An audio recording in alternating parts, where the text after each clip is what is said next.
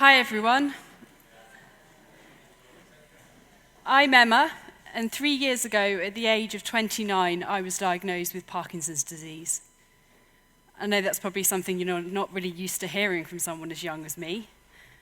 It's normally something that's more prominent in men over the age of, say, 55. We're quite rare at my age. Parkinson's is a really complex condition. It's a neurological condition and it's degenerative, which means it gets worse over time.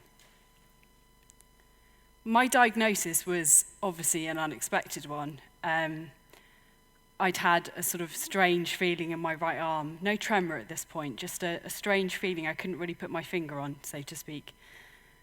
I had what my work colleagues referred to as the claw, which was a stiff hand that couldn't control a mouse properly.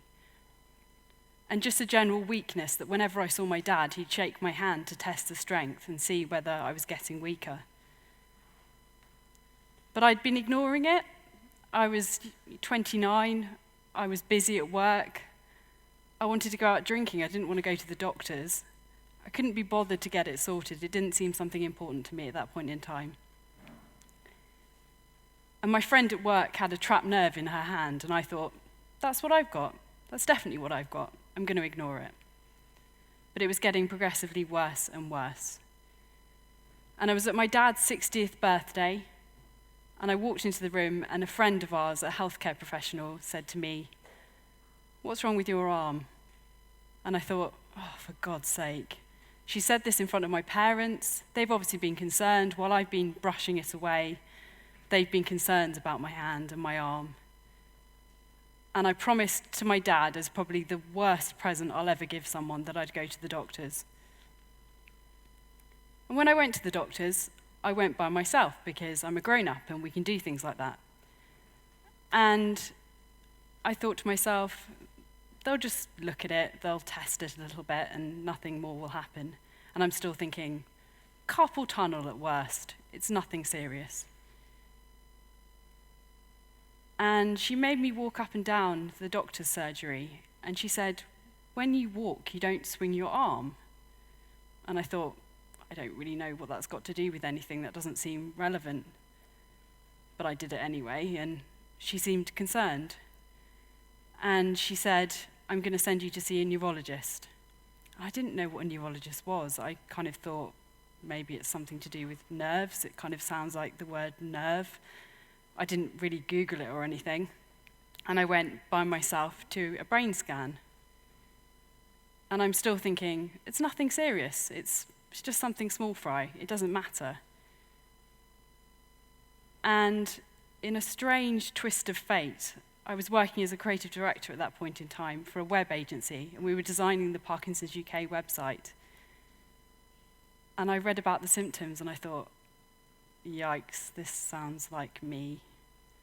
This sounds like it's something that I might have. And the doctor said to me, it could be Parkinson's, it could be Huntington's, or it could be Wilson's.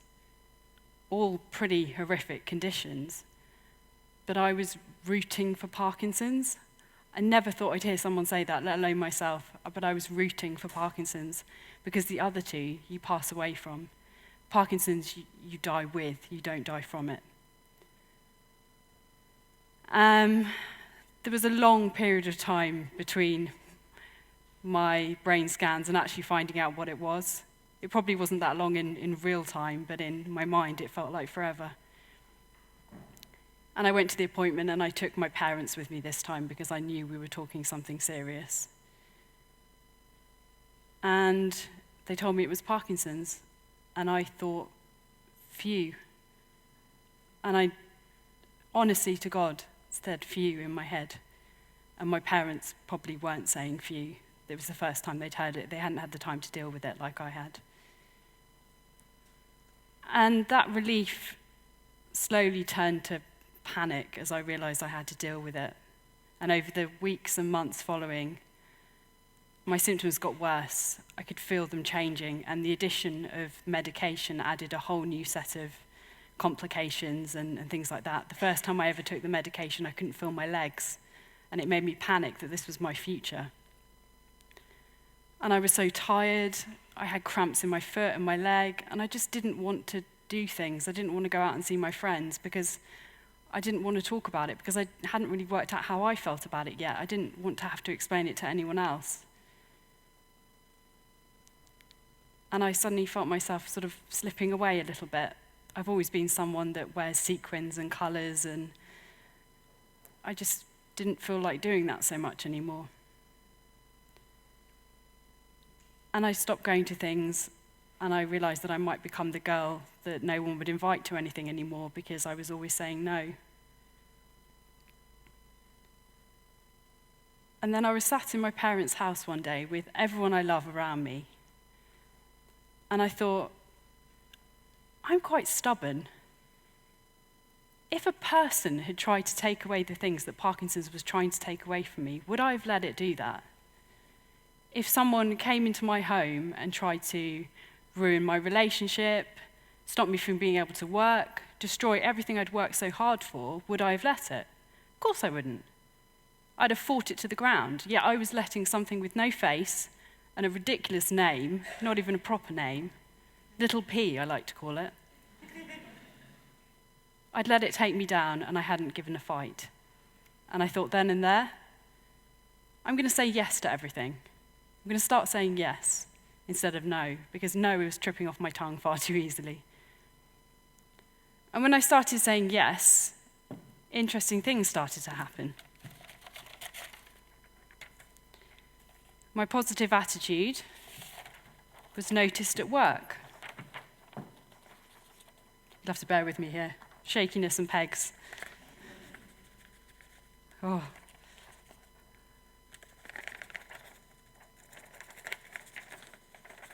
I'm going to spend 20 minutes trying to peg something on. Here we go. Thank you. I was promoted at work because they realised that I could inspire and lead, and they noticed a change in my attitude. And they realised that actually I was good at my job and that they could promote me without it being about the fact that I didn't need to do hands-on work anymore.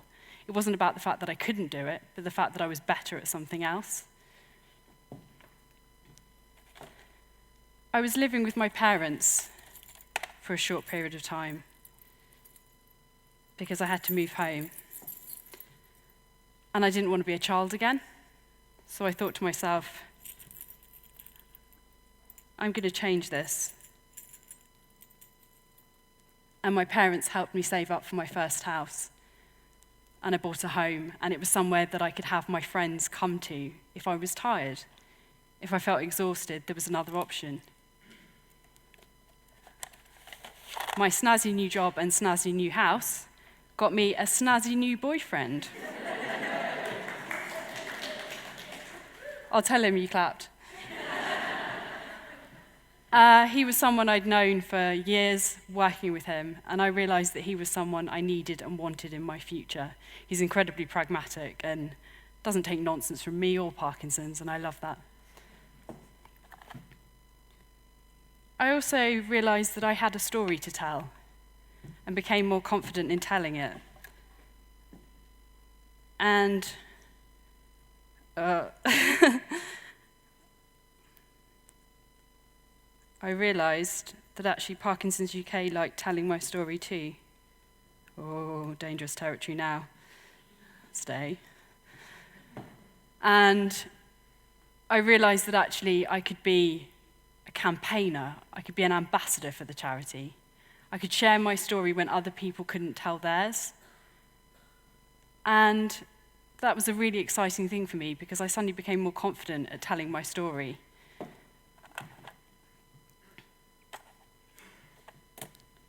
I also realised how many good friends I had, and that actually I had a huge support network, and all those people I'd said no to when we couldn't get together, they were still there for me, and they were there even stronger. And a couple of years ago now, 60 of my nearest and dearest walked with me through Greenwich Park for charity. And to have those people around me just felt so good. We were only walking, we weren't running, nothing silly like that. But having those people around me was an incredible thing and made me realise how loved I am. As a campaigner and ambassador, I realised that actually I had a story to tell and I could use my words for others as well.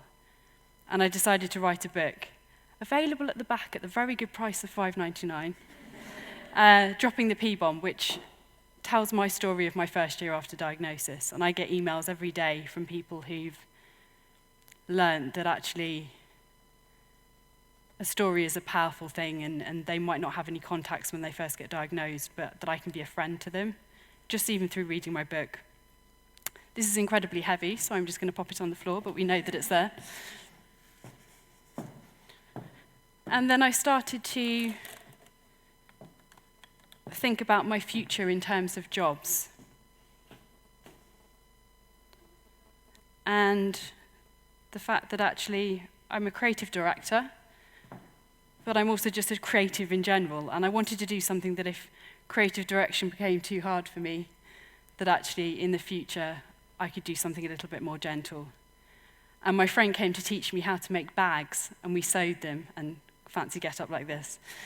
And I opened a shop online, but I had a pop-up shop and sold my products as well to people face to face and told them about my Parkinson's. And it was all part of the story. And then I realized my job is being me, essentially. And I quit my job. Last day was on Wednesday, actually. And I'm basically going freelance, and I'm going to do all the things I love with all the people that I love. And I'm excited that that's my life. And it's made me realize how strong I am as a person. When you're tested, you suddenly know what you can handle. And I started to wonder, if Parkinson's hadn't happened, would my life be the same? Would all these things have happened? I personally think no. My life is better because of Parkinson's. I never thought I'd say that, but the amount of things that have happened to me because of it. I'd love to introduce you to my parents, Annie and Ned Lawton.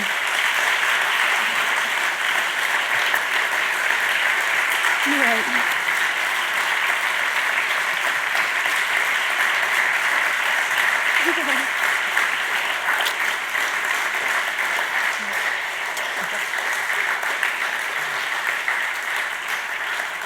They've helped make my story a happy one. He's going to start me off now.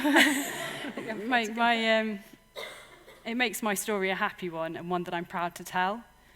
And they help me carry my Parkinson's string every single day.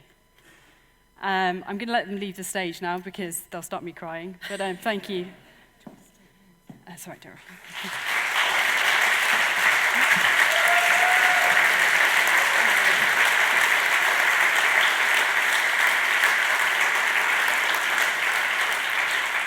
And just as a final thought, I just want to share the fact that stories are incredibly important to me, and I feel very lucky to have such an interesting one to tell. I think it's very difficult to tell your story. You put it out there and you worry that it's not going to kind of come back in the same condition it was sent out in. But I feel incredibly lucky that my story is a happy one. I feel loved and lucky. And it's great to hear all the stories of everyone here today. And thank you for letting me share mine.